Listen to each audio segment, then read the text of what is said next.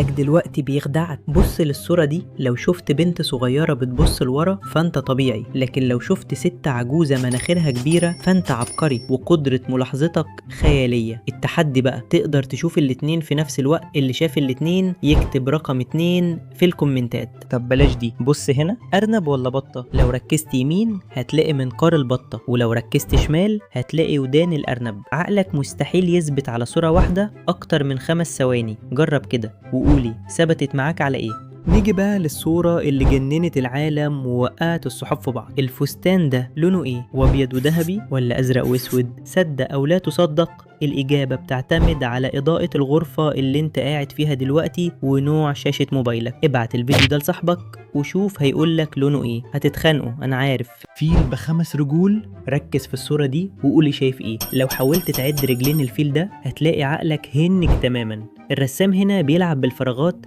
عشان يغلط عينك ويحسسك ان الرجلين ملهاش اخر. تحدي، اللي يقدر يعدهم صح من اول مرة يكتب الرقم في الكومنتات وبعتها لصاحبك ودوخه معاك.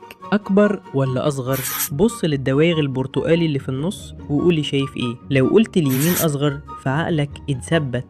الحقيقة ان الدايرتين قد بعض بالملي، بس عقلك بيقارنهم باللي حواليهم. اليمين باينة اصغر عشان حواليها دواير كبيرة، والشمال باينة اكبر عشان حواليها دوائر صغيرة. خدعة بسيطة بس بتدوخ العين. لو لسه مش مصدق حط صباعك على الشاشة وقيسهم وهتتأكد. ابعت الفيديو ده لصاحبك اللي بيفتكر نفسه دايما صح وخليه يراجع نفسه. لو عقلك لسه مهنج من الصور دي فانت محتاج تعمل فولو، عشان الجزء التاني فيه خدع بصرية هتخليك تشك في نظرك. ما تنساش اللايك والشير لو الفيديو عجبك، وتعالوا نشوف ليه.